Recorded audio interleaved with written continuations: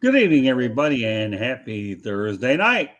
My name is Scott Morgan, off the Motor City Madmouth, and welcome to another edition of Inside the Pigskin.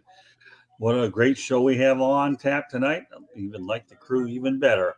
And I'll introduce my crew right now, and then I'll give you an overview of what we're going to be talking about, and hope you can hang with us the whole time. Guarantee you one thing: we're not only is it entertaining, but you're going to learn a lot. With that said, to my right, Candy Ebling. She's the controller of the South Florida Tribune, and I know keep my hands off the mouse pad and let her handle all the controls. That way, I live to see another day. Candy, welcome back. Thank you, Scott. Good evening, everybody. And Good evening.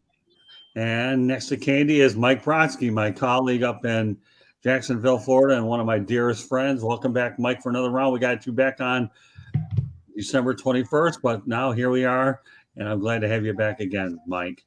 Thank you, Scott. Good to be here. And to my left, my running back, the guy who tells me don't drink pop, drink all the other stuff, and he's trying to keep me handy, healthy, is Mel Farr Jr. Welcome back again, Mel. Thanks for having me back. Hello, guys. And Gab. Hello. And last Thank but you, not Mel. least, Smoking Jeremy B, the hottest thing on the South Florida Tribune. This guy here, I put him to work 3 days this week, and he seems to be raring, ready, and he's always rolling. So if you can keep track of all those R's, then you're talking Smoking Jeremy B. Welcome back, Mr. Workhorse. Welcome there. Thank you, Scott. Glad to be here. It's nice to meet Mike for the first time. Always good to see Mel and Candy. Thank you. Well, I hear Okay. Candy more than I see her.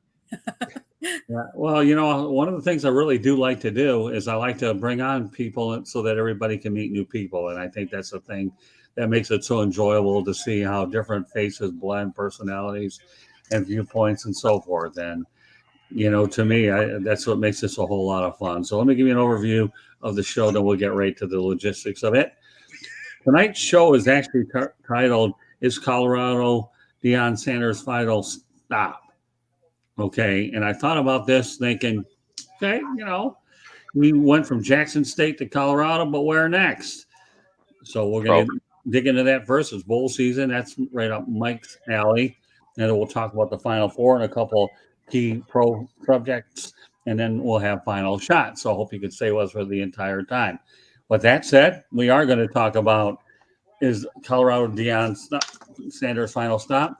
So I want to go over some statistics that I can of Deion Sanders' 5-year, $29.5 million contract with the University of Colorado. His potential incentives include $750,000 for a national title, $450,000 for a New Year's Six bowl game, $150,000 for 6 wins. Boy, we set the standard high, don't we? And $150,000 for a Pac-12 title. Of course, when you get rid of UCLA and USC, that I don't know, that might be a little easier task in a couple of years from now. Although Coach Prime has a lot of work ahead of him. So his contract for 5 years, $29.5 million, and he obviously coached 3 years at Jackson State. So I'm going to go around the horn one at a time. We're going to go right to left. Candy, how much of an impact will Sanders make, and how long will he be there, and where will he go next? So that's a loaded question, and everybody's going to have to deal with all three on one shot. So he's going to make a splash because just his name, people want to come play for him. Guys already, they just announced that he got his first 5-star recruit. The first cousin to Packers wide receiver Sammy Watkins is for the 2025 season is going to be playing for Deion. So his name is Winston Watkins. So his first 5-star recruit already. I mean, a name like that, people are just going to want to come play for him. With the success he's had, the career he's had, he's going to bring players in. I don't know how long it will take them to be relevant because like last year, they only had 1 win. So but he went in and he made a splash already at the first, when he met all the team players. He said, if you want to quit, you do it now. And the transfer portal is open. He wants people there that want to work and want to play. So it'll be interesting to see how many transfer out, how many transfer in, who they accept, who they don't. I would say give him 3 years, and I think he'll make a big splash by year 3. I think this is only a stepping stone, though. I think he eventually will go to the NFL. Okay. All right, Mike, your turn. Well, I've been a fan of the Colorado Buffaloes because my daughter was a student there and just graduated, and so we've been watching Colorado football, and it's been a challenging several seasons. I mean, they haven't done well for a while, but now all of a sudden they've just been thrust into the spotlight, and finally the team looks like it's going to be relevant. And there were some interesting stats that were put up by Colorado about the impact of Deion just in the first couple of days that he's been the coach there. They're talking about 6,000 season tickets in the pipeline, 2,000 plus tickets, season ticket interest forms, and 1,410 season ticket deposits. And this is just, again, in the past couple of days here. The other day they had $49,800 in online revenue, which was their highest single day of merchandise sales ever. So I mean, 42,322,647 impressions on social media, 173,345 new followers on social media. He's having an immediate impact. Certainly he's going to be there for the duration of his contract. There's no way Colorado's going to get rid of him. They're already seeing the results in terms of students that want to join and play for Coach Prime. And now the question is, at the end of the contract, at the end of the 5 years, will he stick around? Will they re-sign him, or will he go elsewhere? My guess is he's going to be in high demand, and he can write his own ticket. And chances are he'll end up in one of those top programs. If he doesn't already turn Colorado into a playoff contender, then he'll just go to one of the top schools at that point in time. But I mean, let's face it. I mean, he's obviously demonstrated that he's been able to have an impact at Jackson State. He's going to do it at Colorado, and then he can go wherever he wants to go, I think, at the end of the 5-year contract. Yeah, I think the Pac-12 commissioner, I don't know what his name is offhand, and it's not relevant anyway. He's already enthusiastic that when they negotiate that new Pac-12 media deal, that at least Colorado's in it and Sanders is there. So I think the financial impact of the Pac-12, knowing they're losing UCLA and USC in a couple of years, but the emergence of Sanders, at least early on, might put a few jingle bells in their pocket. What they do. So there could be some immediate results with the pending team deal that's on the way. All right, we'll take it to the man that played in the Los Angeles area, Mel Farr. The questions, you've probably had time to think about it with Andy and Mike. Please give me your take on this. And I think Deion's going to have an immediate, huge impact on the university. I mean, he's one of those rare, special individuals, like the group like the Beatles, Michael Jackson. I mean, he has a certain. There's only one Deion Sanders. Nobody can duplicate who he is, and he has that. He people are drawn to him, and especially he's relatable to the young people, and that's what's important, because the most important thing is getting the horses, and he's going to be able to do that. He's going to be able to have a conversation with the young kids and relate to them on their level in a way that Nick Saban can't do, in a way that Jimbo Fisher can't do. Any of these coaches at Ohio State, they're not going to be able to relate to him the same way. Now, we've seen videos sometimes of Nick Saban. He might do the hustle or something like that in the kids' family room when he's recruiting them. He'll dance. He'll get up and do some kind of dancing. But Deion he's going to be able to talk to these young black kids a lot differently than any other coach. Any of these coaches that are making big time money, and relate to them and shoot it to them straight and hit them right between the eyes, and it's not gonna bother them.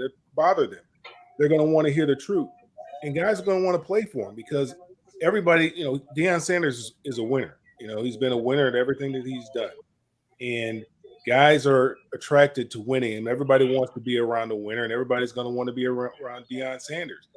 What he did at Jackson State. I mean, the things that he did at Jackson State are just unbelievable. I mean, he breathed life into the HBCU, and it's the same thing he's doing now. He's breathing life into the Colorado program. Colorado hasn't been relevant in a number of years now. 2-3 years ago, the head coach, when his first year there, Carl Durrell, because I played with Carl in college, he was the Pac-12 coach of the year, but that was that COVID year, So, he was a Pac-12 coach of the year. They didn't do all that.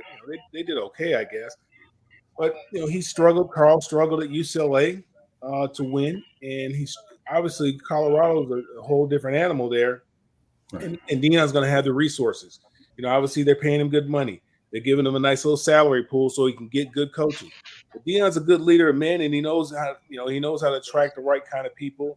They're going to help. They're going to coach the kids the way that he wants them coached, and they're going to go out there and put a great product out there. Now, I didn't think he'd take this job. So you're asking me, where do I think he'll go? Or, Yeah. He said he doesn't want to coach in the NFL. I don't know, but I mean, that's what I've heard come out of his mouth. But I really think he wants the Florida State job. He wanted that job a number of years ago. I think when he was a high school coach at that particular time, and they didn't give him the opportunity. Funny thing is, they were considering a high school coach for the Houston Texans job a couple years ago, and he actually got an interview, and I guess he was a finalist for it. But Florida State, his alma mater, even though he was very successful coaching in high school, they said he needed to get some experience. They wouldn't turn the keys of the program over to him. But I think that's ultimately, if he wants to stay in college football, I think that's the job that he wants at Florida State. Fair enough. Okay, Smoking Jeremy. He will have immediate and talent impact. And the years you were looking for, Colorado hasn't been relevant since Rick Neuheisel and Cordell Stewart. I mean, that's just the brass tacks of it. Other than that, I think he's going to do great turning that team around. I can see them possibly being a bowl contender and by year 2, and possibly who knows what they'll do by year 4 if he's still there. I mean, I understand it was a 5-year contract, but we all know college coaches, when they get offered bigger and better, they move on awfully quickly. So if he gets them to where they're making bowl games by year 2, year 3, he's going to get offers from big schools. Fair enough. Okay, let me just go over some prompts here. The Inside the Pigskin can be heard on iHeartRadio, Apple, Spotify, Google, wherever you get your podcast. Also, you can watch us on the South Florida Tribune YouTube channel. Go to youtube.com and then look for South Florida Tribune. Kindly hit the subscribe button, and you get everything we do on the road as well as on the streams. We have a lot of great things lined up for 2023. I'll make those announcements probably later this year or into early 2023. I'm just delighted that we have a good base of shows that we can do for pretty much anybody, and there will be more of those in 2023 in terms of what we're able to do now. My quick summary on this is I definitely believe that he will have an immediate impact wherever he goes. He gets quicker results. His culture, his energy, his experience, end result, contrary to what Deion Sanders says, once he's conquered college and there's only one place to go, he's going to the National Football League. I don't care. I don't think that Florida State job is going to get open anytime soon with Mike Norvell coaching the way he is. And I'm going to refer to Mike in a moment when we talk about Florida State, because that's where we're going to be segueing to in the bowl season. Mike Norvell continues to do a good job at Florida State, no matter how popular Deion Sanders is. They're not disrupting the status quo, especially when it's pretty good. So, I understand he should have been hired, wanted a job a few years. It wasn't available. I actually thought Sanders should have gotten the Auburn job, to be honest with you. I really do. I think he would have had an impact there and proved in that part of the country that he could. But, I think but Deion's one of those kinds of people. I kind of feel like I'm like him. The only thing that him and I are like, and that's it, is we both like to undertake enormous challenges and take them from something and turn them into something. Other than that, to me, I'll defer any comments I have toward the man per se. He's done well after his NFL career. And I do believe in my mind he'll have success in Colorado. And former Florida Atlantic University coach Willie Taggart was named to his staff as well earlier in the week. So Willie's a good football mind. I just don't think he's that great of a head coach. I saw it firsthand the last couple of years down here in Boca Raton. But that said, segment Mike is really looking forward to. It's bowl season, and Mike, yes, I know you're here to talk about it. So we're going to break down 3 particular bowls that Mike has since he's in the Orlando metropolitan area. We'll start with December 16th version of the Cure Bowl. As I looked at this thing, this is a much interesting matchup. And, you want to talk about potential hidden gems. This Cure Bowl here may have them. And here are the number 25, University of Texas San Antonio. Don't they have a quarterback that's going to be there for now 7 years? I just read on that earlier. Something like that, yeah. Yeah, right. But Yep. they go into this game at 11-2, number 25 UTSA. Yep. Larry Coker actually started the program from scratch, the former Miami Hurricane head coach, but they're 11-2 versus number 24 Troy 11-2. My gosh, Right. you got a bowl game like this attracting two 11-2 programs. Tell me how many hidden gems could come out of games like this. So, Mike, give me your. I'm going to have you really go over these gold games, and then Yeah. I'll let Mel and Jeremy and Candy comment along the way. Like, this is your niche. Sure. Well, in particular with the Cure Bowl, one of the great things about this particular bowl game is that obviously in this case we've got two top 25 teams, number 24 Troy against number 25 UTSA. But what's great also about this bowl game is that it also benefits a great cause. The Cure Bowl itself is sort of designed to raise funds for breast cancer research, and over the years they've donated millions and millions of dollars to breast cancer research. And in addition, I'm also involved in a charity known as the Mustard Seed of Central Florida. I'm the chairman of the board of the Mustard Seed. And one of the great things that the Cure Bowl does is they've partnered up with a lot of local charities in Central Florida.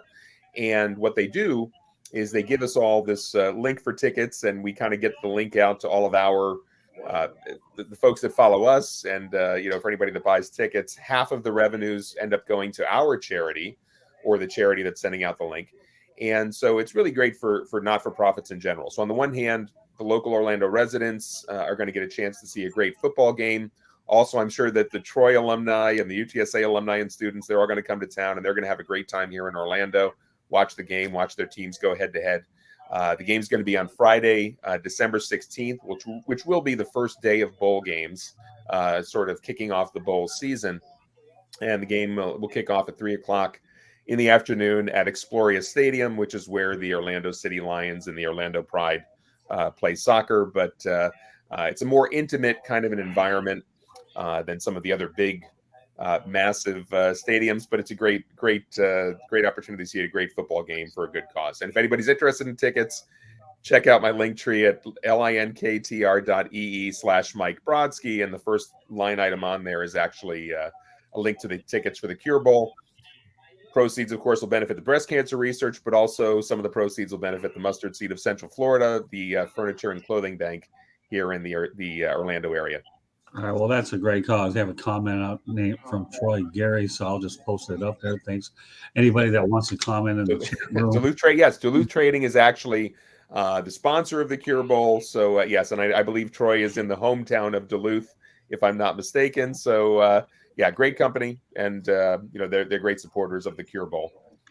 Very good. Well, Troy, we appreciate you being on here. If you want to see Mike more often and the rest of us, please subscribe to the South Florida Tribune YouTube channel. And Mike and I will be doing a lot of stuff anyways. I'm looking forward to hanging out with them, hopefully when I can get to Jacksonville. Okay, we'll go with the other two bowl games, and then I'll let the crew provide their input. Sure. The next one's an intriguing one. It happens to be on my birthday, by the way, December 29th.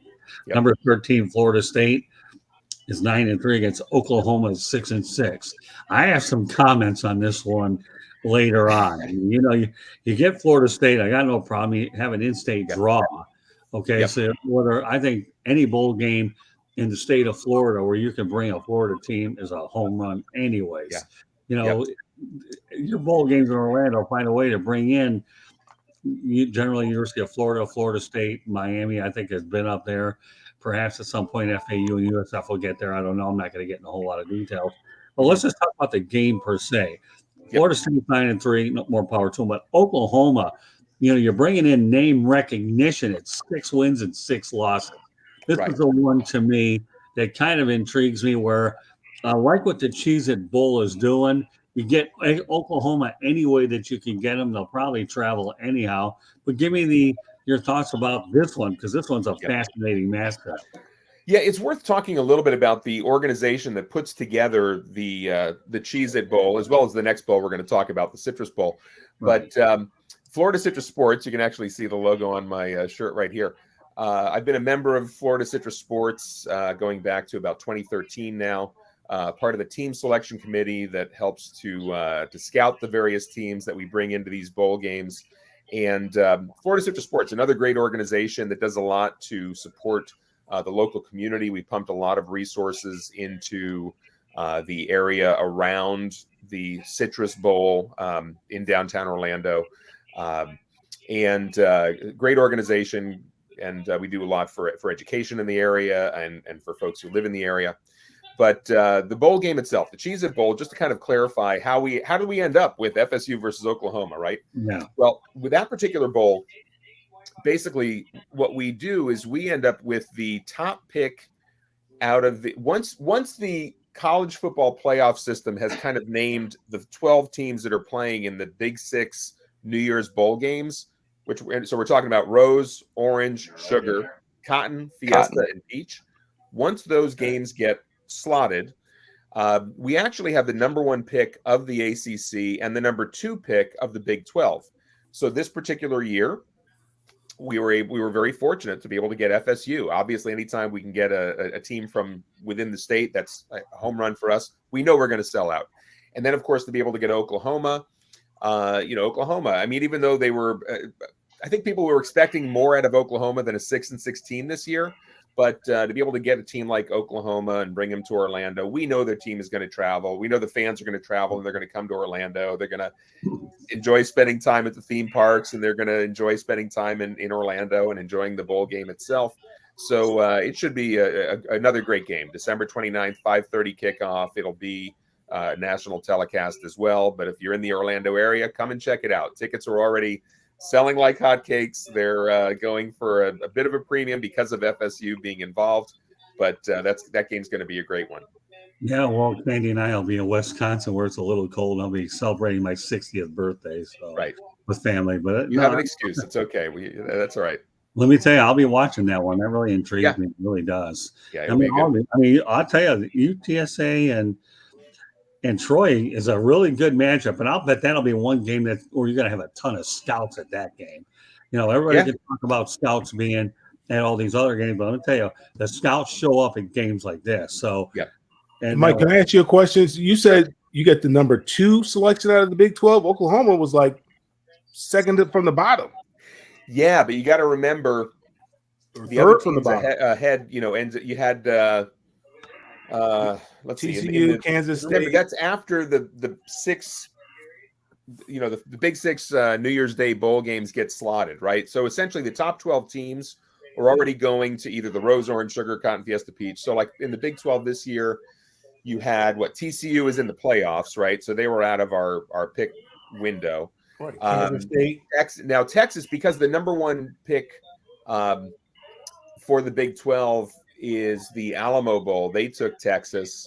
So really it did come down to, there were a couple of other options for us. We could have theoretically taken Texas Tech, or we could have taken Oklahoma, and I guess we decided to go Oklahoma. But yeah, I mean, so that every year it is a little bit different. Sometimes we're able to get a team, sometimes we'll have the ACC team and the Big 12 team are both top 25 teams. This year, just the way that the numbers worked out, Oklahoma's not ranked, but we still feel it's going to be a pretty solid game. Nor should they be. All right, so let's go to the third bowl game. Then I'm going to go ahead and open it up to everybody else. Okay, the third and final bowl game in the area, January 2nd, Citrus Bowl. I've covered a few of those games. Really good ones. By the way, I think it's called Camping World Stadium. Is that what they call it?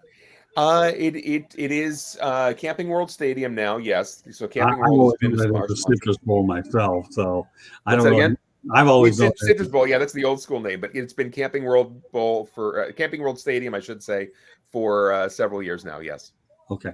Well, your matchup is an interesting one. Yeah. Less a coach. Purdue finished the regular season 8-4. They'll do it without Jeff Rome, who obviously accepted a head job over at the University of Louisville. I don't know if they've assigned an interim guy to take over. I didn't go that deep. And they're going to take on number 17 LSU. Yep. And obviously we know Brian Kelly, who needs a little bit of work on his Southern accent, but nevertheless, he got I don't want to say it, nice education in the SEC. But 8-5 versus LSU 9-4. What's your take on this one? This is I have a feeling you're gonna get, this is a good game for people traveling. Yeah, this is another great one. So the Citrus Bowl, which by the way, this year is the first year we're actually calling it the Cheez-It Citrus Bowl because Cheez-It stepped up as a big sponsor of the Citrus Bowl this year. Um, but the Citrus Bowl, this particular game, we again, once the Big Six games get slotted, we actually have the number one pick of the SEC and the number one pick of the Big Ten. So that's how we ended up with LSU versus Purdue in this particular matchup. So we think we got a couple of great teams here. It should be a great game. LSU fans, Purdue fans should travel very well. Should come to Orlando and have a great time. One of the interesting things also is that LSU is actually going to be playing in the kickoff game next September against FSU. So it is kind of interesting. Our two bowl games, Cheez-It Bowl and Citrus Bowl this year, will feature two teams that are going to be going head to head in September. And from what we're hearing, that matchup is going to be, and I'll tell you right now, it's going to be an impossible ticket for everybody, just because the demand is already so high for that FSU LSU kickoff in September. But we're excited about that game as well. But January 2nd, Citrus Bowl, 1:00 p.m. kickoff. It'll be nationally televised. But again, if you're in the Orlando area, going to be a great game. That also should probably sell out as well. But terrific game, LSU versus Purdue, for anyone that's here. And by the way, for anybody who's, here I am talking about scouting. And I know, Scott, I bumped into you when I was scouting the Duke at Miami game down in at Hard Rock in Miami. Right. The old Joe Robbie. I know you like to call it Joe Robbie, but even old school. These sponsors aren't paying me any money to. okay, so we can call it Joe Robbie. That's fine. I'm going to put that off. Let me say this and hold your thought for 10 seconds. Yep. I don't get into a lot of these sponsored names. They don't pay me a nickel to advertise, so I'm going back to my old school ways with the Joe Robbie Stadium Citrus Bowl. All right, go ahead. That's fine. That's fine. But one thing I did want to say is, with the scouting program, for anybody that's a big college football fan, I will say, if you're interested in getting involved in scouting, in particular for Florida Citrus Sports, if you're a fan of the Big 12, the ACC, the Big 10, or the SEC, great opportunity to kind of get a chance to see some of the big games, get a chance to sort of get behind the scenes, because you get an opportunity. On the one hand, you're a sort of an ambassador for Florida Citrus Sports representing these two bowl games, but it's also a great opportunity to kind of get to meet sometimes the coaches or the athletic directors, or even just the fans, getting to see behind the scenes of what goes on at these games. You have a completely different point of view when you're kind of, taken behind the scenes to see what's going on and talk to the folks involved with these various football programs. But if anybody's interested in learning more about the scouting program, the team selection committee for Florida Citrus Sports, check out my link tree again, linktr.ee/Mike Brodsky, and reach out to me there, and I can get you more information about Florida Citrus Sports and how to get involved in that organization. Well, I'll tell you, if I wasn't going out of town, I would take you up on it, because I could have a field day with what that program would be about.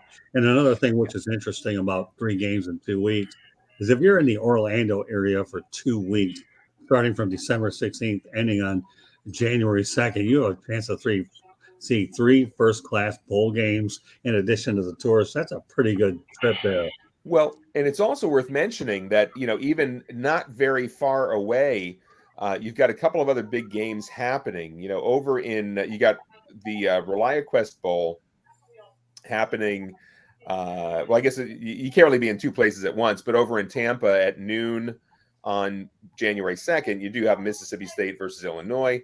Right. But even in Jacksonville, I know my son is very excited because in Jacksonville on December 30th, you've got South Carolina versus Notre Dame at TIAA Bank Field, our stomping ground, Scott, of course, right. Home of the Jaguars. But South Carolina coming off an incredible end of their season with victories against 2 top 10 teams, knocking out Tennessee, knocking out Clemson. Now they're going to take on Notre Dame in Jacksonville on the 30th. So, yeah, anybody in Central Florida, great opportunity to see not just the Orlando games we were just talking about, but maybe the one in Jacksonville. And then maybe it's a coin toss if you prefer the one over in Tampa. Go check it out. But lots of great games here in Florida. And then even if you head down, of course, to the Orange Bowl, great playoff game, of course, in Miami. You've got Miami matchup, I guess, is the one that's Clemson versus Tennessee, the two Oh. teams South Carolina beat. But you can see them on Friday, December 30th at 8:00 p.m. At Hard Rock, or Joe Robbie, as Scott will say, That's right. in Miami on the 30th. Yeah, the only drawback to that is you don't get Hendon Hooker, the guy that got hurt for Tennessee. Right? Yeah, he's hurt. He's out, sadly, and that was an unfortunate Yeah. injury. I mean, he was on fire. He was having a great season, but injuries happen. All right, so what I'm going to do now here is, now that we've addressed these 3 bowl games, I'm going to go to each and every one of my crew members, and you don't have to analyze every game. You can pick one or talk about all 3. Again, to me, this is a fun show because we're talking about so many aspects. So I'm going to open it up to Candy Ebling. You can comment on 1 or 3 or whatever what you want. I'm leaving it open for you. Okay, so I'm going to talk a little bit about that Cheez-It Bowl, because that Cheez-It Bowl actually, Scott, you'll like this. It actually originally was titled the Blockbuster Bowl. The game was born in Miami, Florida back in 1990, and it was a marquee matchup. It was Penn State versus Florida State. So they were the original, and they drew more than 74,000 fans down in Miami.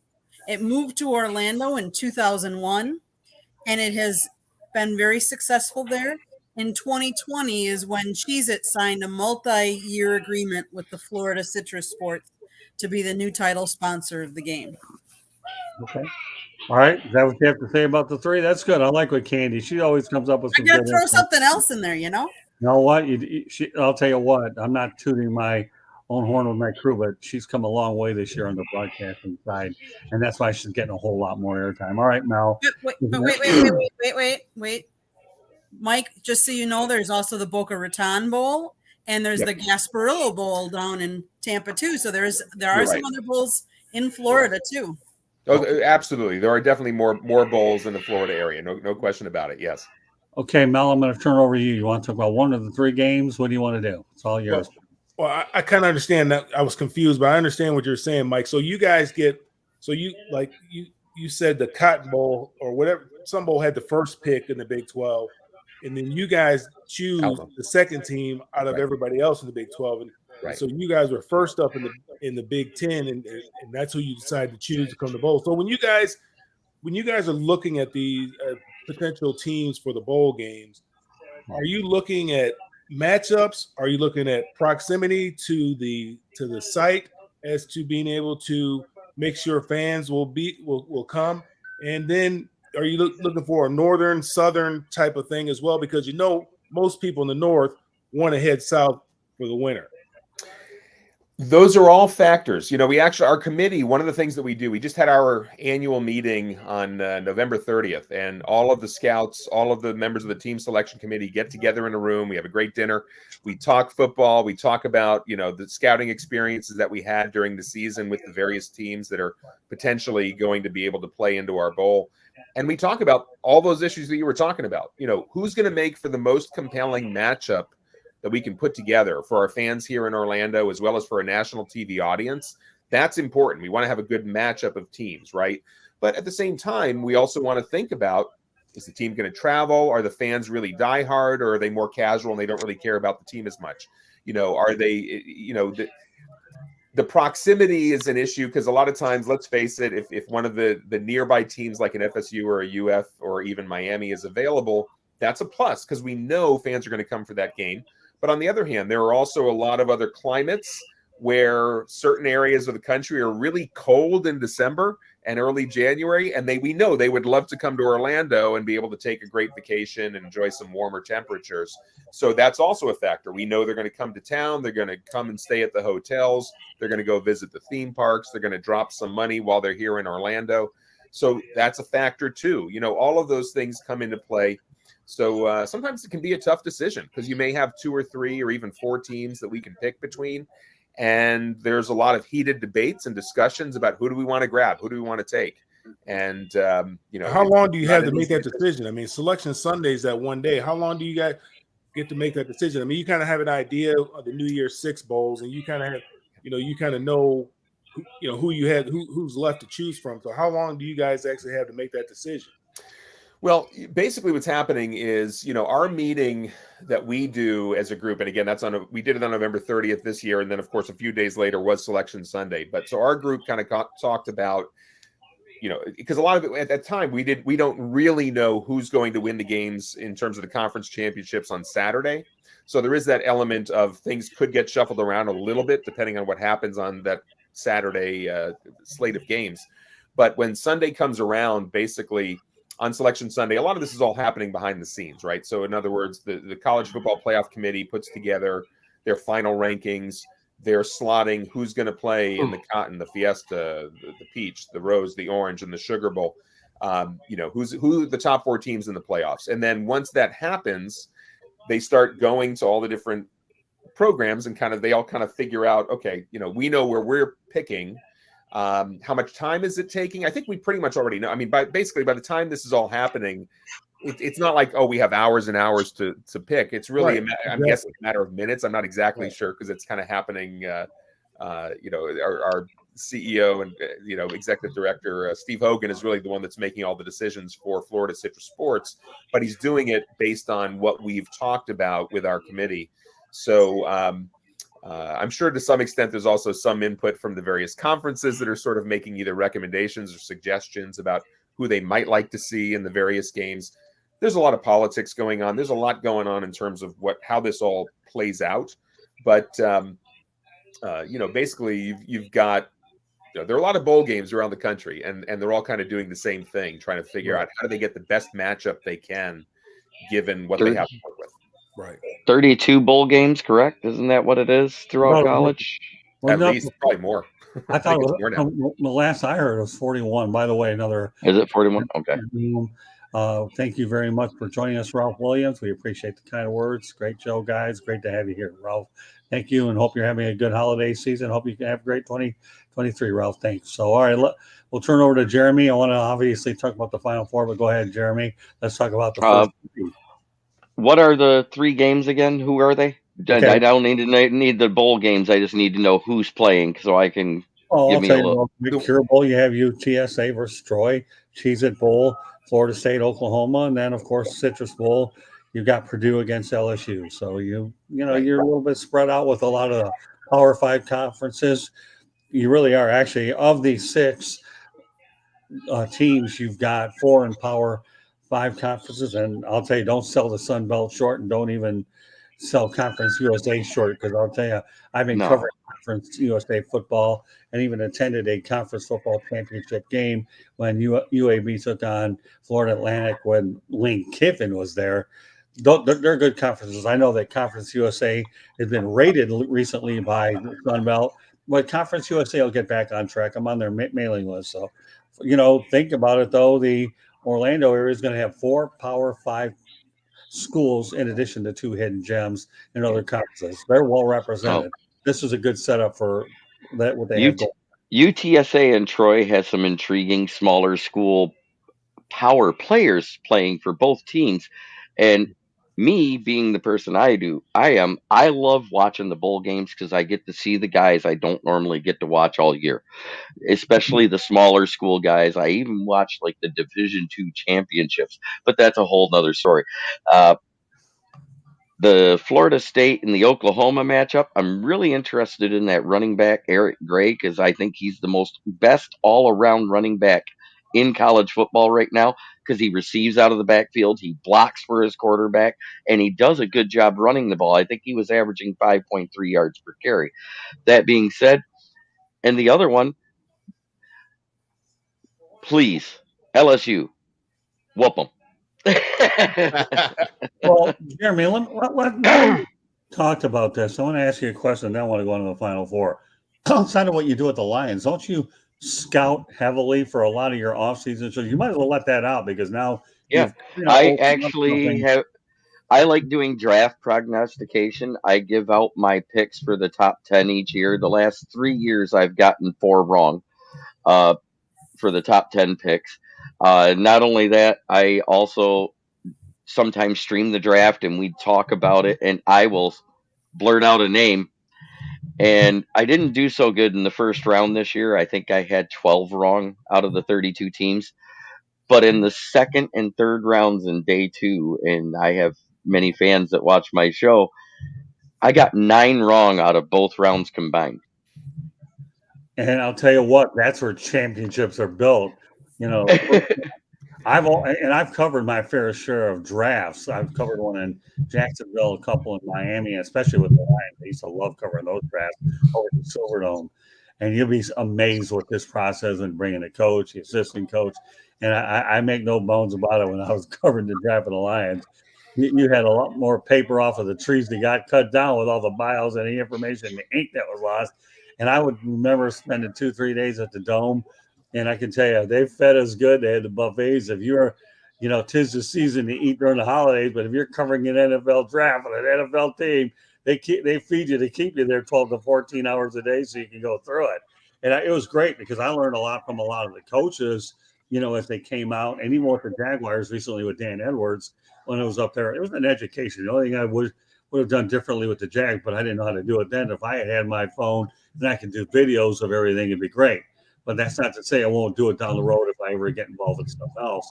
But again, it's where technology changes. But the reality is, Jeremy, if you're hitting really well in the second and third rounds, then a lot of teams are doing well because they obviously see the same thing that you do. All right, I know we're talking. Go ahead. I love doing it. I love watching college football. I DVR probably about 130 games a year. Yeah. Well, and I've covered Florida Atlantic and now Miami.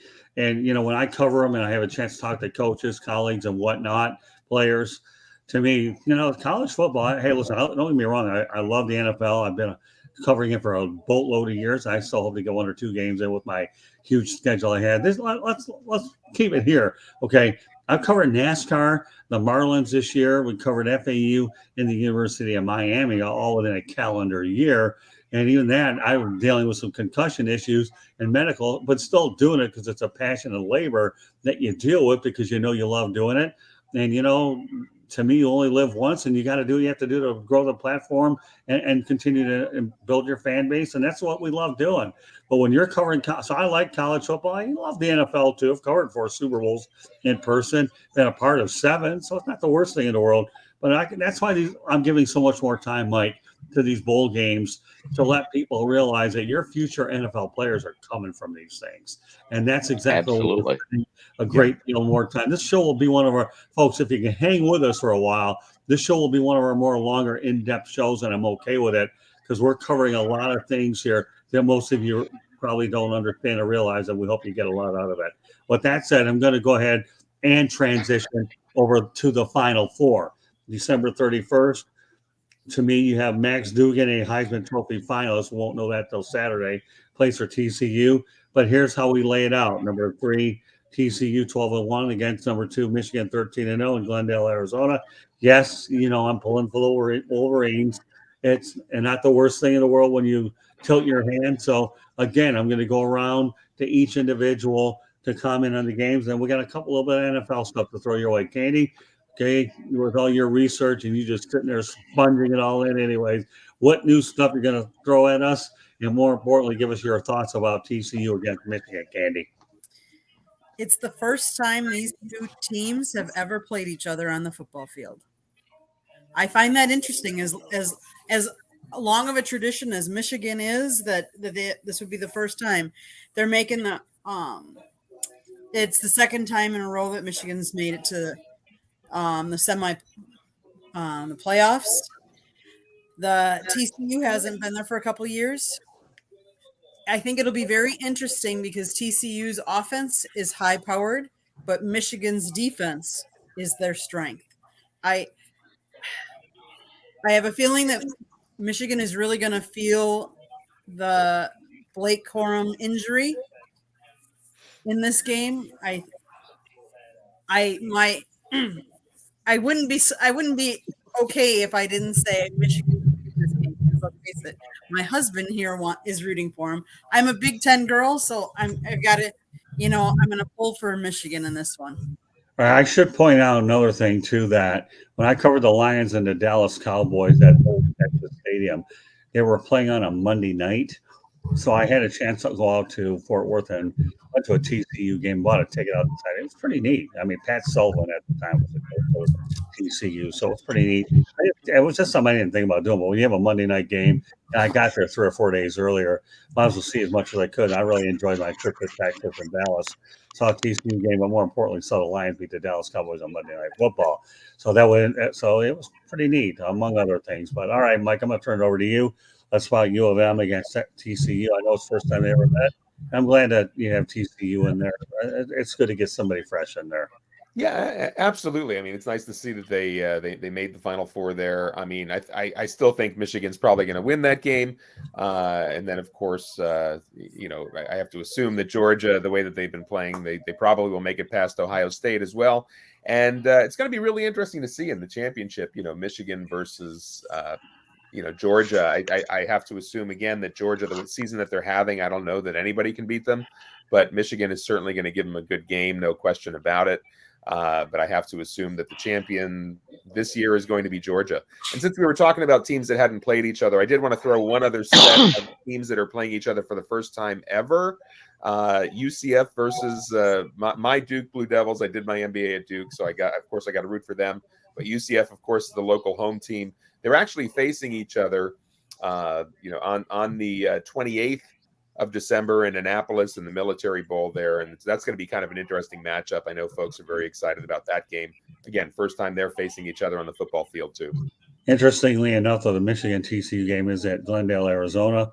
All right, Mel, talk about Michigan TCU. Then I'm going to go over to Mike. I'm going to go over to the Georgia Ohio State game, anyways. But it's okay.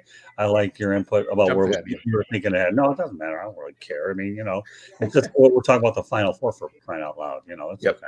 So Mel, TCU, Michigan, where are you at with this game? Well, I think Michigan is a team that's on a mission. They want an opportunity at redemption against the University of Georgia for what happened to them last year. I think they can't look too far ahead. They need to take TCU very seriously. Obviously, we know they're a very high-powered offense, and Michigan has a very strong defense.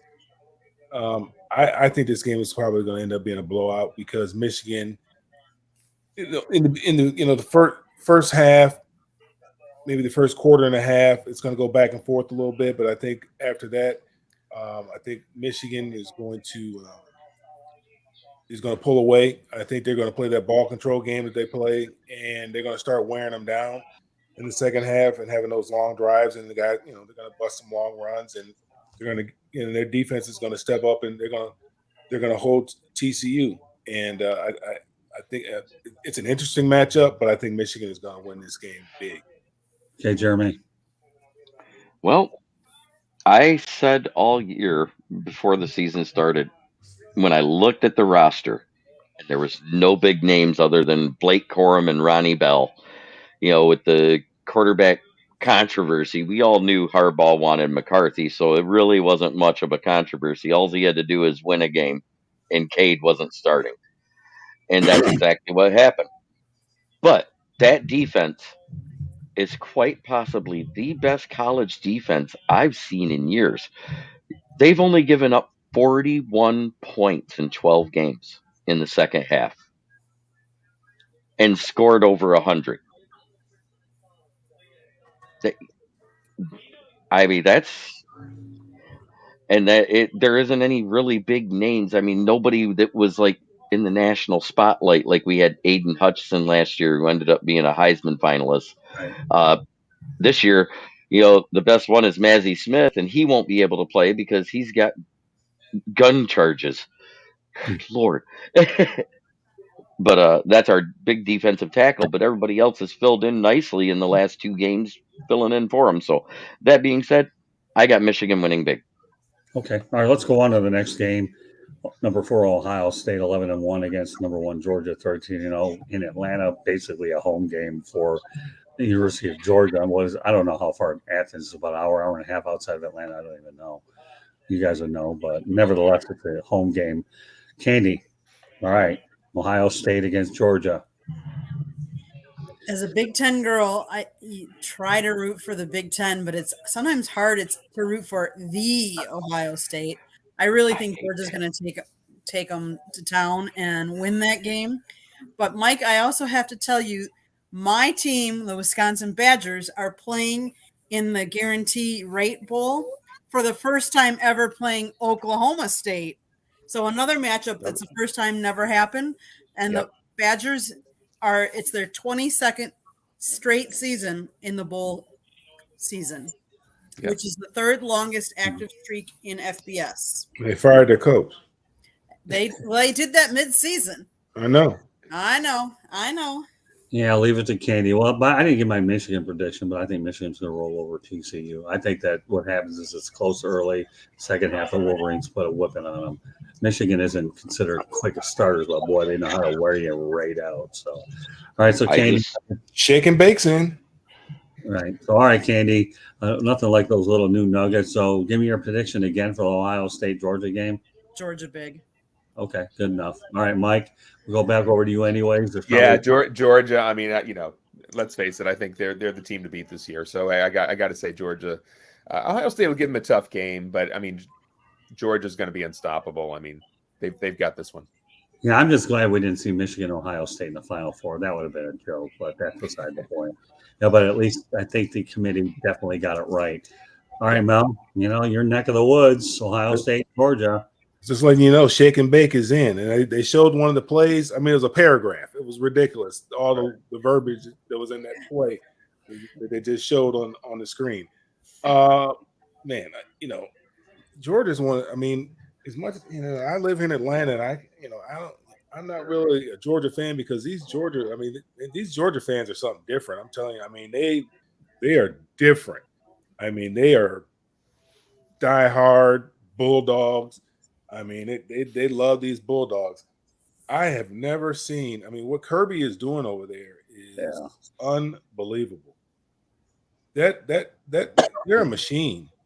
I mean, they put anybody in there at quarterback. I can go in there at quarterback, and as long as I don't screw things up, that defense is going to hold it.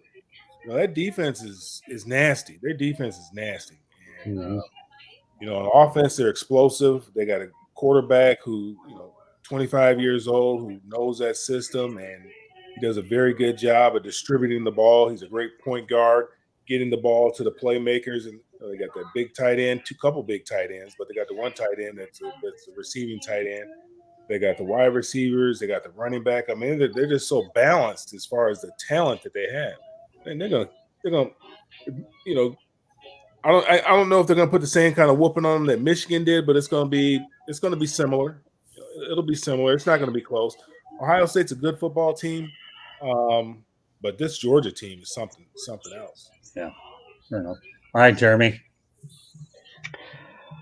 Georgia's going to roll them up and chew them up and spit them out. I mean, they are a machine. The only thing that worries me is that they struggled with a couple of, lesser teams early, and then they kind of struggled to stop LSU, even though they stopped them from scoring. LSU put up a crap load of yards and big gash plays in that SEC championship, which that is Ohio State's bread and butter, is the big gash plays with Marvin Harrison and that Jackson Najiba Smith. And then their tight end also gets open. They're not that good at running the ball. And that is where it's going to be Ohio State's downfall. Okay. Fair enough. I definitely believe that Georgia's going to blow out Ohio State in what I consider a pseudo bowl game. And it is a pseudo bowl game, home game is what I'm going at. So, let's face reality. Athens to Atlanta isn't that far from what I've heard. So the game's like an hour. It's like an hour. Is that what it is? Yeah, I figured about that. So there's going to be an awful lot of Bulldog fans. We'll see if you can even count the Ohio State ones. I think during bowl games, though, Mike, maybe you better can answer this one, that the visiting team is allowed to allocated so many tickets anyways, right? Is that how that works? With the bowls, usually, they get an allocation. Now, for that particular bowl, I don't know how they allocate the tickets, but let's face it. I would imagine that regardless of the allocation, the Georgia fans are going to show up, right? They're going to go online. They're going to buy tickets at whatever the price is in the secondary market anyway. So, you're going to see certainly – look, I'm sure – Going to be a lot of red. There's going to be a lot of red, no question about it. But, both teams are going to be there, but I would have to assume that Georgia will have the majority the fans in the seats. Yeah, yeah. I realize that a lot of red there, and the Ohio State following would be blue in the face. So, do I like to use analogies? This one I would say is appropriate.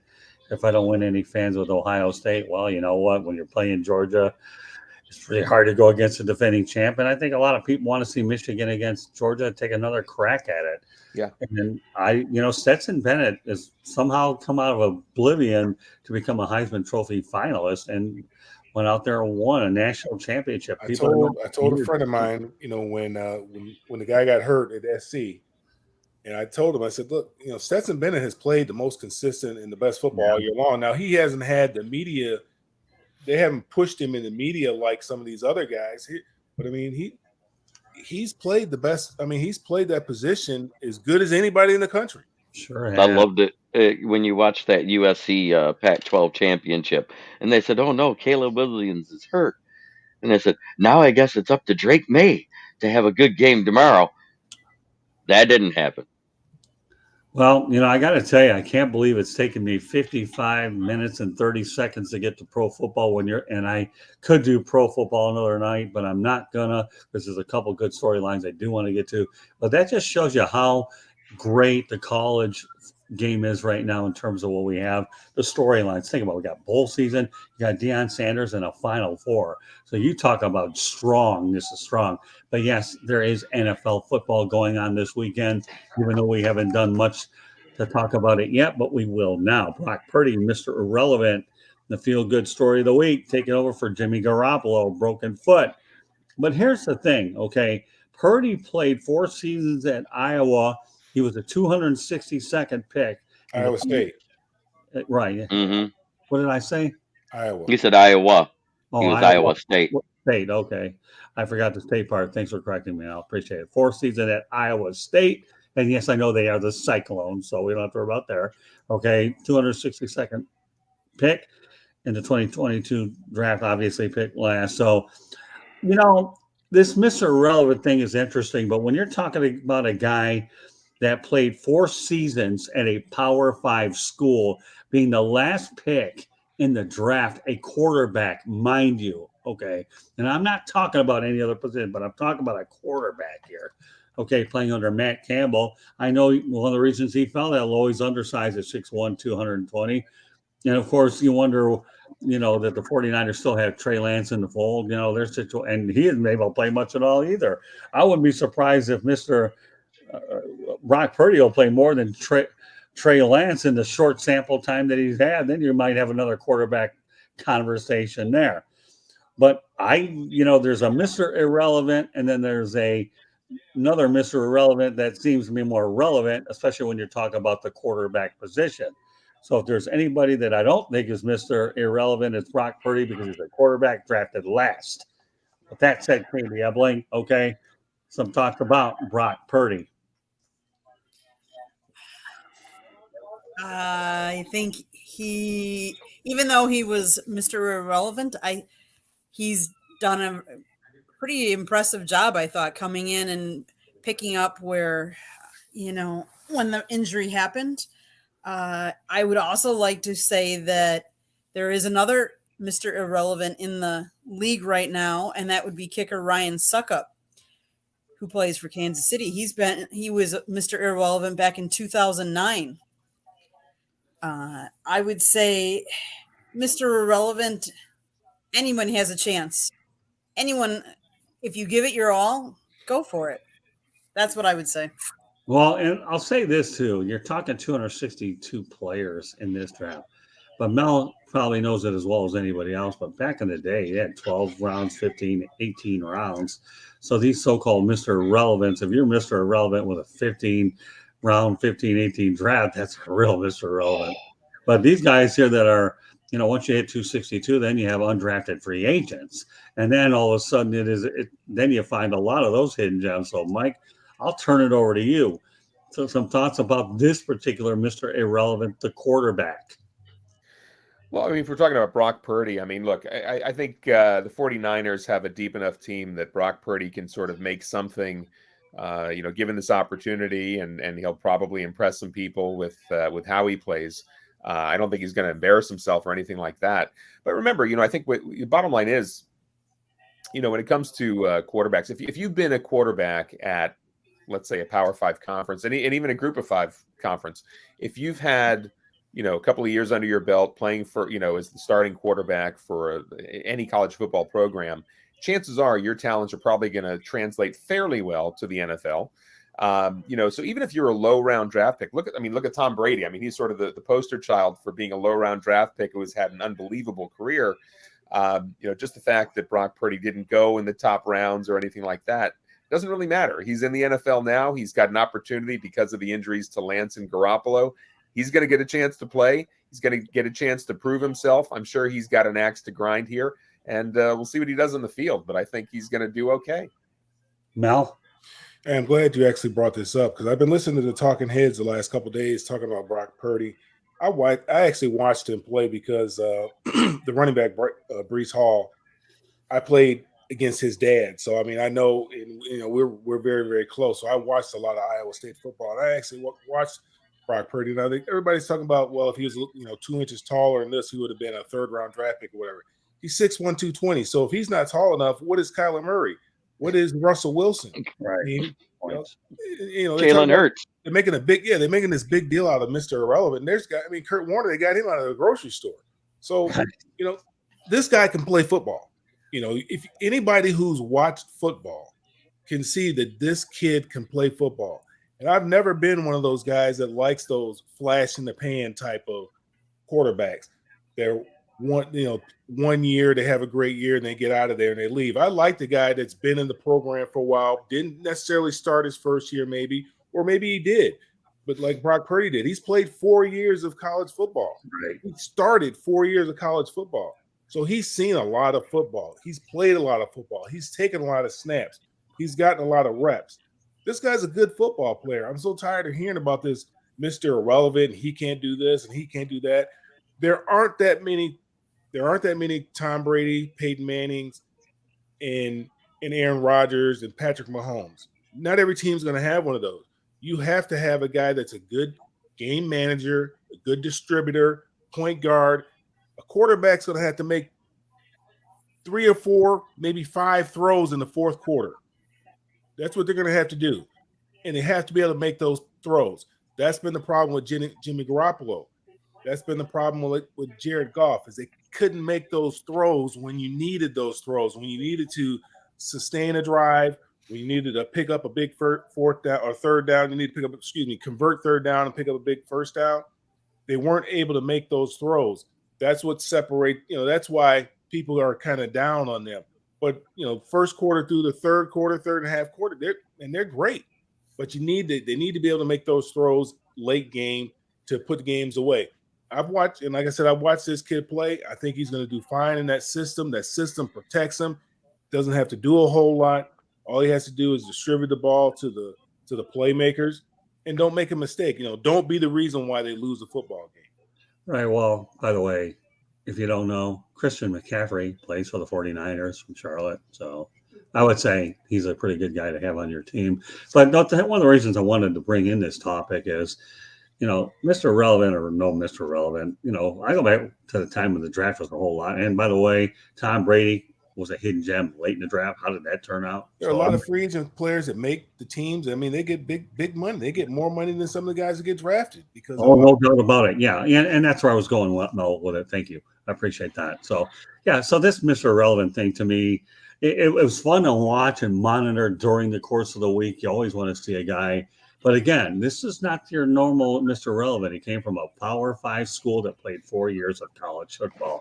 And the fact that a quarterback was a last pick in the draft, to me, and you emphasize the word quarterback, well, these are the guys here where you always talk about who's going to be high in the draft. And yet this kid slides all the way to the very back, and he's starting. And he's probably better than a lot of the quarterbacks that were drafted before him. I won't get into that.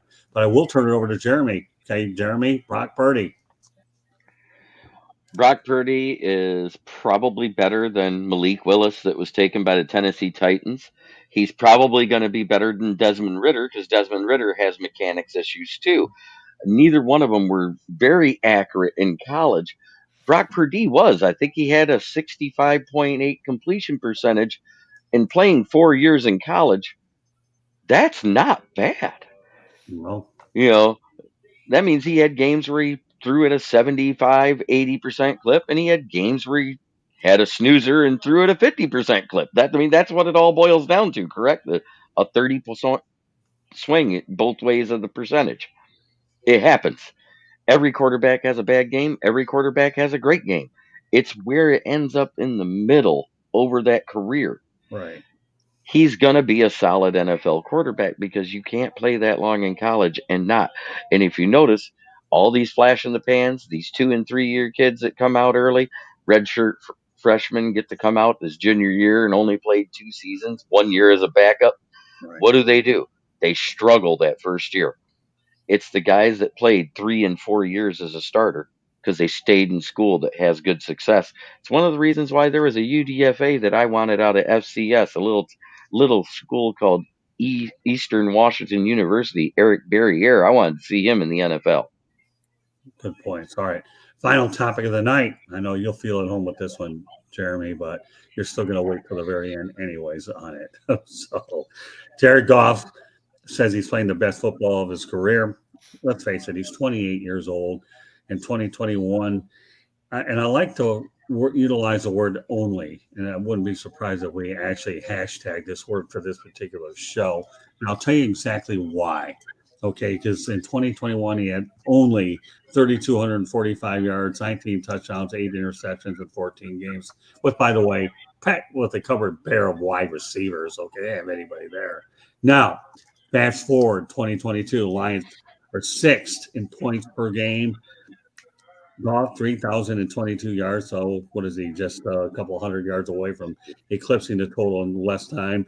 19 TDs, 7 interceptions, a passer rating of 95.7, the highest since 2018.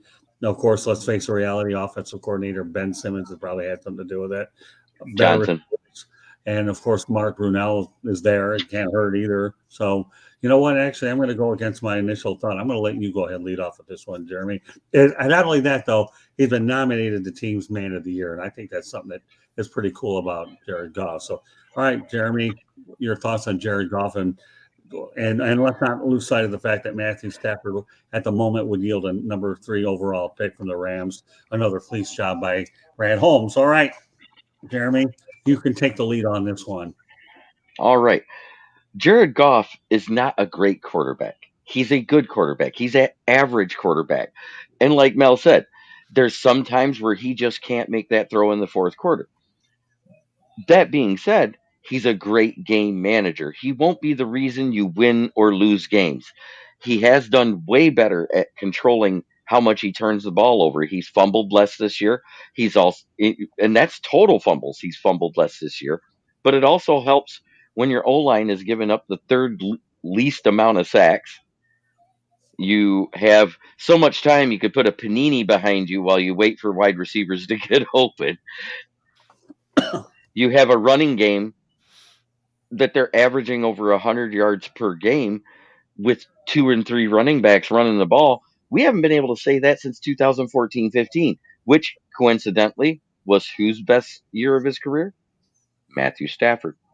I mean, it all kind of goes hand in hand. He's having a good year. Is it a great year? No, but it's actually better than Kirk Cousins. It's better than Aaron Rodgers right now, and it's better. He has less interceptions than Josh Allen, so I can't complain.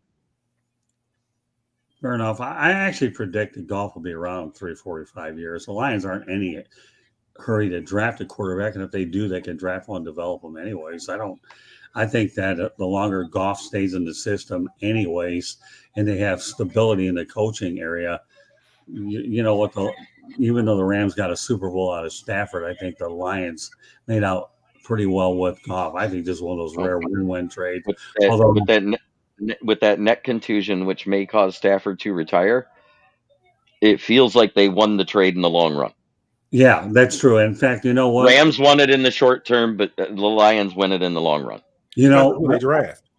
Right. I'm going to make reference of something I learned at the baseball winter meetings and I had an opportunity in '81 to talk to Al Campanis of the Dodgers. I don't want to talk about all that other business about the comments he made on ABC News. I had nothing to do with this. What I'm going to say, but he told me when I was eating lunch with him at the baseball winter meetings that there's three ways to look at a trade: the short term, the midterm, and the long term. And that's what he told me, Al. I mean, we were eating lunch together, and he was just giving me all the insights of how MLB teams look at these trades. So, and I've always thought, well, Al's totally right. Short, mid, long, and that's what we're looking at here. All right, we'll turn it over to Mel. We're going to go in reverse order. Jared Goff having a pretty good year. Yeah, Jared's playing well. I mean, they're protecting him. They're not asking him to do a whole lot. They're not asking him to go out there and win games. Although Thanksgiving he needed to make a throw, and he didn't make a throw. And that was the difference between winning and losing in that Buffalo Bills game. They had that game won, receivers wide open on top of the DB, and Jared Goff just couldn't make the throw. But they're protecting him. They're running the football. They're playing okay defense. I won't say they're playing great defense. They're playing okay. Better defense. Let's go that way. Yeah, I mean, they're kind of like the Big 12. It's a shootout. The last one who has the ball wins. But they are explosive on the offensive side of the ball, and he's the trigger man. And they run the ball very, very well. And I think he's only going to get better. I think his confidence is coming back around. I think the coaches are instilling confidence in him. I think he likes his coaching staff better. I think he feels more appreciated here than he did in LA, and I think it's showing in his play. And Jared Goff is playing, he's playing a lot, and he's out playing a lot of players right now, a lot of quarterbacks right now. And so you look at it, you say, well, they're going to have a high draft pick this year. Will they take a quarterback? If the right guy's there, they should. But I don't know what quarterback I would take that high. Say if they had a third pick, I don't know. And I'm not real high on Bryce Young. Some people are. I'm not particularly high on him. I think the best quarterback doesn't come out to next year. The kid out of USC. I mean, he's something special. Caleb Williams or Drake May.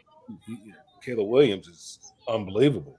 Yeah, he got hurt, pulled his hamstring, and was still out there trying to, will his team to victory, which is unbelievable. I mean, he's got unbelievable talent. But Jared Goff is playing good football. They should have a few more wins. They could have a few more wins if he made a couple of throws. But the Lions are surprising a lot of people. I mean, I said all year they're going to be a tough out just because I did watch, the Hard Knocks, and I like the coach, and I think he's the right coach for that city. And the guys are responding. Mike? Yeah, I mean, Goff's a young quarterback. He's going to be around for a while. The Lions are rebuilding, so it's certainly it should be a good environment for him. It'll be interesting to see where things go from here. I mean, I don't think they're going to make it to the Super Bowl this year or anything like that, but he's having a decent season. Lions hopefully will continue to get better as they get some good draft picks in and that kind of thing. But we'll see what happens. Candy? Jared Goff's doing okay this year. If you look at the trade, yes, you can say short term, Rams made out, Stafford with the win. Midterm, Stafford's injured, Goff is still going. Long term, I'm going to say that the jury's still out because we all know draft picks can pan out or they can sputter out. So you just never know when you do a draft and you draft well, which if it's going to turn out or if the player doesn't turn out. So Jared Goff's playing well. I think the team is gelling together more cohesive, and they're working well as a team.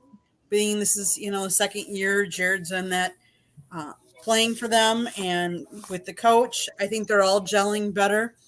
Honestly, I think the NFC, obviously, the NFC North division is not doing well this year, but I think watch out next year with Justin Fields is coming along. I think is a better quarterback.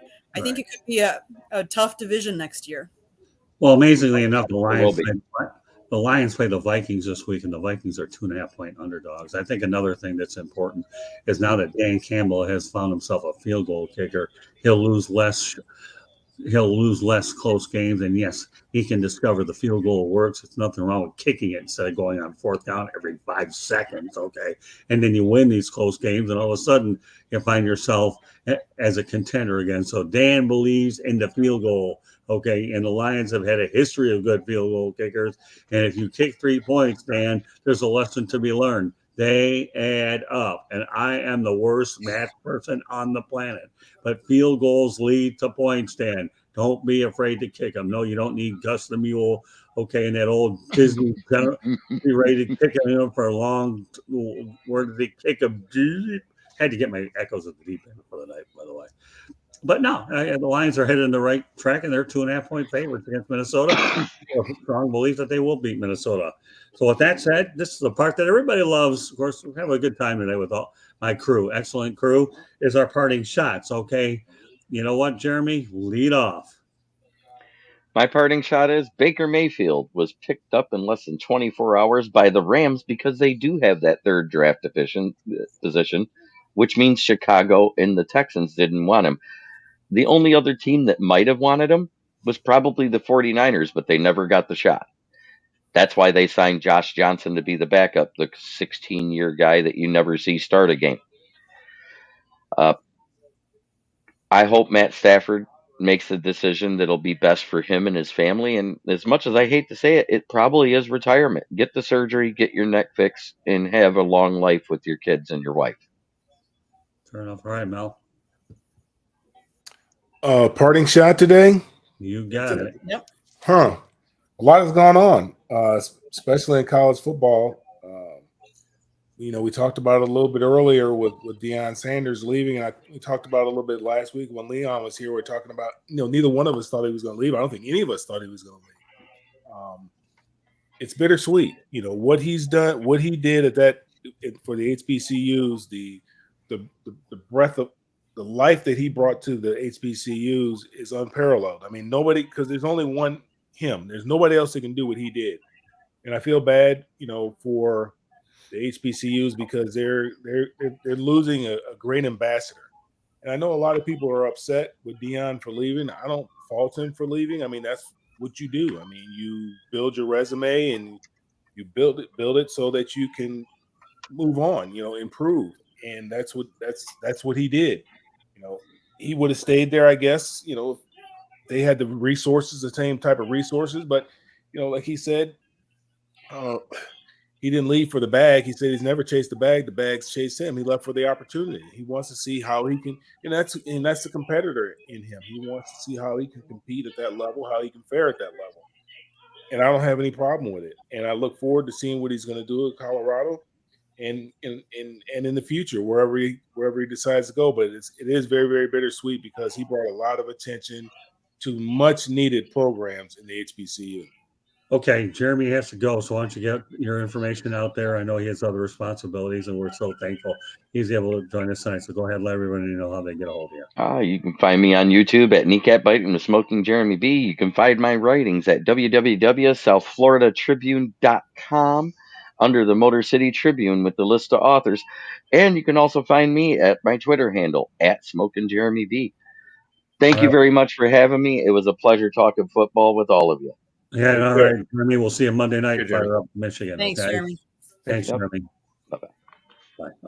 All right, we're going to go over to Mike. All right. My parting shots here. I guess I'll go ahead and, we got the holidays coming up. If anybody's looking for a great gift idea, I'll certainly strongly recommend this fine book. Fourth Down and Damn, A Lineman Story, the autobiography of Deion Sanders is told by Mike Brodsky.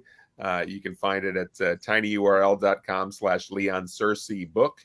And you'll be able to find the paperback, the Kindle version, and the Audible audiobook on that site as well. Or visit my Linktree, linktr.ee/Mike Brodsky. That'll take you to all the different links, including with New Year's coming up. Also, another book I'll plug, Incremental Improvements, Change Your Life One Small Step at a Time. Another fantastic book if you're working on your New Year's resolutions.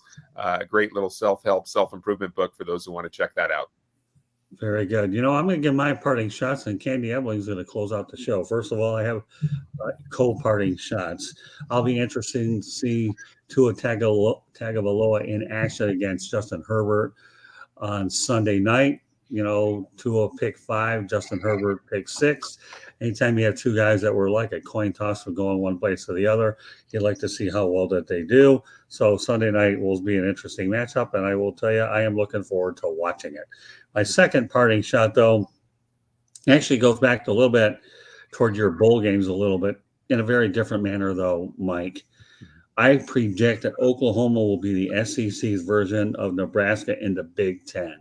They will struggle, and they will struggle badly, because I don't think that Oklahoma has faced a level of competition that they're about to get in the SEC, just like Nebraska didn't when they went over to the Big Ten. Oklahoma's had a great program. I have no problem with their tradition. Bob Stoops, Barry Switzer, and the list goes on and on. But you know what? When you get to the SEC, you're going to be tested every single week. You're going to get hammered. So sorry, Sooners fans. Nothing against your program per se, but when you get to the Southeastern Conference, to me, you are going to struggle, and you are going to struggle badly, and get used to 6-6, 7-5, 8-4 seasons, because those days of 11, 12-0 are long gone, as my mentor Ernie Harwell of the Detroit Tigers would say. So, interesting to watch Tua and Justin Herbert in Oklahoma. Good luck in your bowl game against Florida State, but it ain't getting any easier in the next couple of years. It's going to get drastically harder. All right, Candy, not only do you get a parting shot, you can take us home and give the contact information, and we'll wrap things up tonight. It's all yours, Candy. The floor is yours. So my parting shot is the Green Bay Packers. You are my favorite team, whether you're playing good or bad. You are having an off year, hard to watch season. With that being said, your defensive coordinator, Joe Barry, has not performed up to par. A good defensive coordinator just announced that he is open for a job. Jim Leonard, you love the state of Wisconsin, Green Bay. You'd be amiss if you did not go after him hard. He is going to be wanted by he's going to have lots of suitors. I just hope the Green Bay Packers are smart enough to be one of them, and they win out, and they get the guy for the job. And you said that he had a chance to get it a few years ago. Is that right, Candy? But he did. They decided to go with Joe Barry instead. I think now it's time for them to part their ways with Joe Barry and go after Jim again. Very good. He loves the state of Wisconsin. He's coaching through into the bowl game. He said he would leave after the bowl game because he wants to finish the year with the guys that he's been coaching. But then he's available. So Green Bay, get him. Who's this? Jim Leonard. Oh, he was a defensive coordinator for Wisconsin. Then he was the interim coach. Yeah, I don't think Luke Fickell's going to keep him on the staff, is he? He's already announced that he's only going to coach through the bowl game. So then he's going to be available. So I'm saying the Packers should go out. In other words, no, he's not. Yeah, Luke said no. Get on out of here. Mm-hmm. Yeah. They wanted him to have the job. I mean, it's tough. I mean, they ran a good man out of there, in my opinion. That's why I said the Packers better go get him, because I don't want him anyplace else.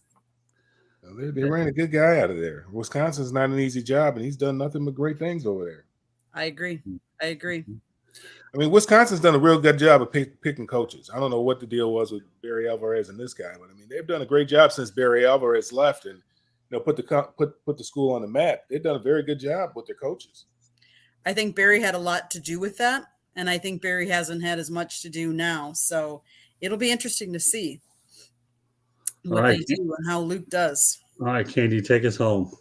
Okay, this show can be heard on iHeartRadio, Apple, Spotify, Google, or wherever you get your podcasts. If you have show ideas, please email us at southfloridatribune@gmail.com. But most importantly, there is a little red button in the corner. If you have not subscribed to our YouTube channel, please click it and subscribe. And then you can see all of our shows, our Inside the Pigskin, 108 Stitches Baseball Talk, Sports Exchange, Fire Up series. We have a Fire Up Wisconsin, Fire Up Michigan, Fire Up Florida, South Florida Tribune. Come see all of our different podcasts. We have a show out there for everyone. And if you'd like to advertise, call Scott, 954-304-4941. With that, this has been a pleasure. Thank you, Scott. At Tribune South is our Twitter handle. Don't forget it. Don't miss it. For Scott, Motor City Madmouth, Melfar Jr., Mike Brodsky, thanks for joining me and letting me be on the show tonight. This has been an episode of Inside the Pigskin. Thank you and have a good night.